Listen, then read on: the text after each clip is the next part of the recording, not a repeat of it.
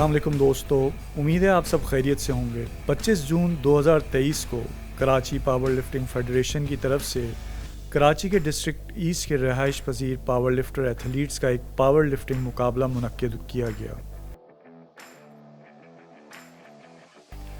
اور اس مقابلے میں نے بھی پارٹیسپیٹ کیا۔ اس سے پہلے میں 29 جنوری 2023 کو ایک پاور لفٹنگ کمپٹیشن میں حصہ لے چکا تھا، جو کہ کامبیک سپورٹس اور کراچی پاور لفٹنگ فیڈریشن کا ایک جوائنٹ ایونٹ تھا۔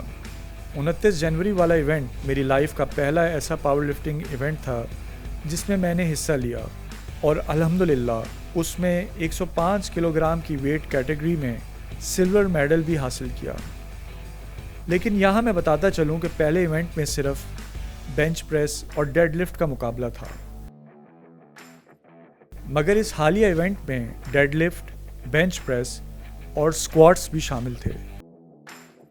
انٹرنیشنلی پاور لفٹنگ کمپٹیشنز میں یہی 3 ایکسرسائزز کا مقابلہ ہوتا ہے۔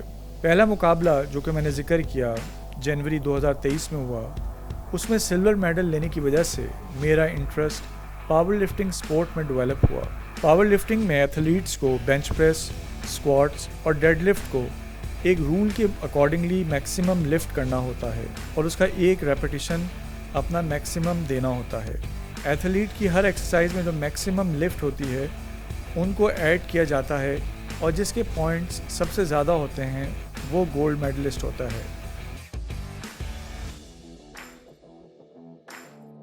جب اس ایونٹ کے آرگنائزر عمر صاحب نے مجھے 20-25 دن پہلے یہ بتایا کہ یہ ایونٹ ہونے جا رہا ہے اور اس میں اسکواٹس بھی شامل ہے، تو اس وقت مجھے اندازہ ہو گیا کہ اس ایونٹ میں میری کوئی خاص کارکردگی نہیں ہوگی۔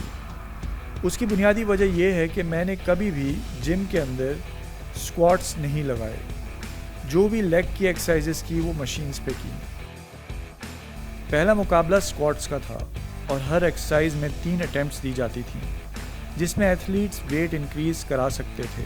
اسکواٹس کی میری پہلی 2 اٹیمپٹس پاس ہوئیں، لیکن تھرڈ اٹیمپٹ فیل قرار پائی، کیونکہ ججز کے مطابق میں نے پوری ریکوائرڈ ڈیپتھ اسکواٹ کرتے ہوئے نہیں لی تھی۔ کیونکہ تھرڈ اٹیمپٹ فیل ہوئی تو میری جو سیکنڈ اٹیمپٹ 100 kg سے کی تھی وہ اپروو ہوئی، اور اس کے بعد دوسرا مقابلہ بینچ پریس کا تھا۔ بینچ پریس میں بھی میری پہلی 2 اٹیمپٹس پاس ہوئیں اور تھرڈ والی فیل ہو گئی۔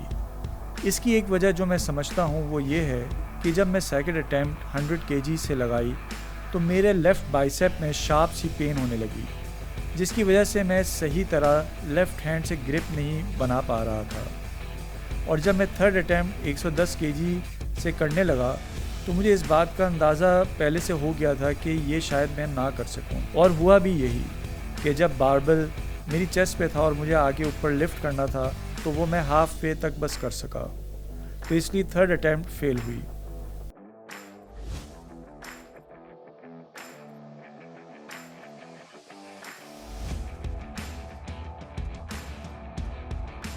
ون 140 kg ڈیڈ لفٹ لگانے کے بعد کوچ فیصل بٹ صاحب نے مجھے مشورہ دیا کہ آپ وارم اپ سیکشن میں ایک آدھ ریپ 150 kg سے بھی لگا لیں، اور پھر سٹیج پہ جا کر 170 kg سے دوسری اٹیمپٹ لگائیں، کیونکہ 140 kg سے 170 kg تک جمپ ذرا زیادہ ہے، اس لیے بیچ میں 1 ریپ 150 kg سے بھی لگا لیں وارم اپ سیکشن میں۔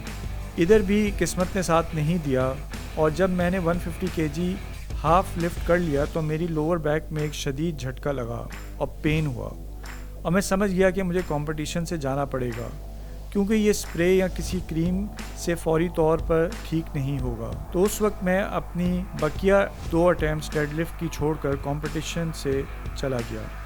آخر میں جب پوائنٹ سکورنگ ہوئی تو میری 3rd پوزیشن آئی اپنی ویٹ کیٹیگری میں۔